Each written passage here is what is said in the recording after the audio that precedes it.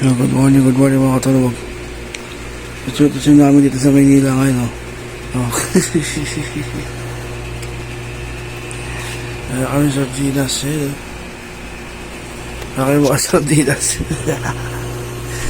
Bibinyagan kasi dito sa lola niya, bibinyagan. Kaya nandito lahat sila sa Maynila ngayon. Dahil ito maliit lang itong bahay ng airport ko. Nakikitulog lang kami dito. Oh. Sardines.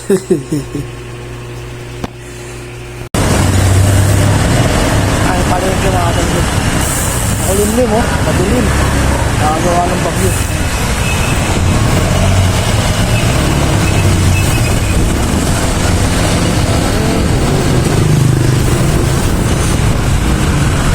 Yo mga katulbong, nakauwi na nga tayo dyan, nakapamalengke tayo. Nabili ako ng miso, mustasa, pampaasim, saka luya. Ayun luluto tayo ng sinigang sa miso. Yung salmon na sinigang sa miso. Ay, mas gusto ko itong miso kaysa sa halo na. Mga katulbong, na ready ko na nga itong mga ingredients ng ating sinigang sa miso. Ayun tayo ng hiwa-hiwa ko na lahat yan. Tapos yan, pinarito nga muna natin itong mga isda. Lagyan ko lang ng konting harina yan para pagka lagay natin sa may sabaw, masarap siya. So yan, gigisa na natin itong buyas, bawang, luya. Pagka lumabas na yung aroma nito, lagay natin itong kamatis at tuloy natin maigi yan. Pag naturog natin maigi yan, saka natin lalagay itong miso.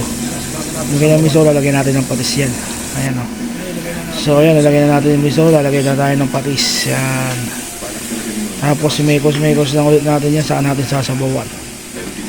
Ayan na, pagkakulo ng sabaw niyan, ayan o, lagay natin yung mga gulay yan. Pag lumambot na sila, pag medyo malambot na yung mga gulay, saka natin lalagay yung isda.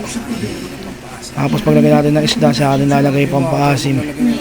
Ayan yung mga isda, lalagay na natin yung mga isda na yan.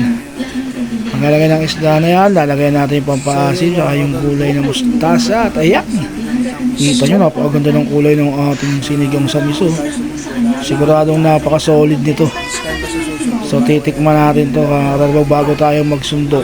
Kakain na muna tayo. Ayun, makakalimutan luto natin sinigang sa miso. Ito yung tsura. Tsura pa lang. Sarap.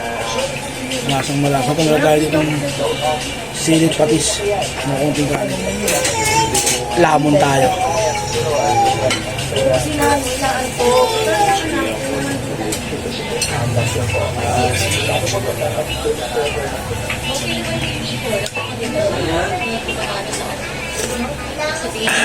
Ano sarap. Suabe. Pwedeng pang restaurant. Sarap. Amis.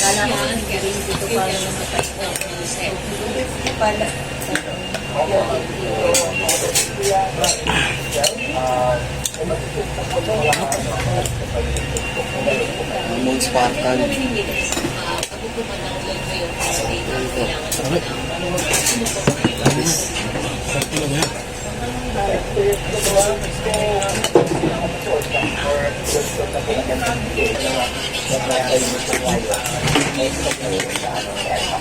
Abaw pa lang.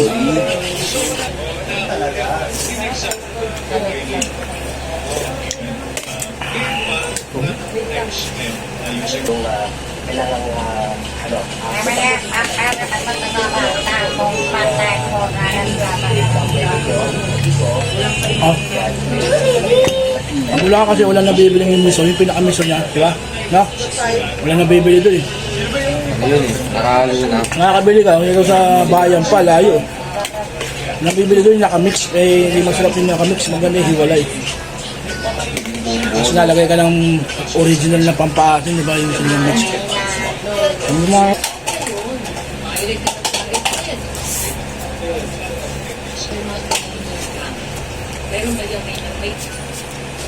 Tingnan mo.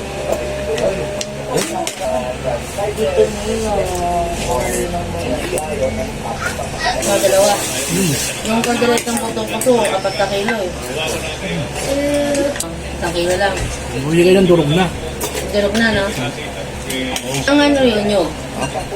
Hindi, ano na yung bibili? At yun na po, pagtapos ko kumain, miretso na ako dito kay Airport sa PGH para sunduin siya. Salamat po pala sa mga sumusuporta sa amin palagi. Comment nyo na po sana kung taga saan kayo para malaman namin kung saan umabot yung video namin. Salamat po.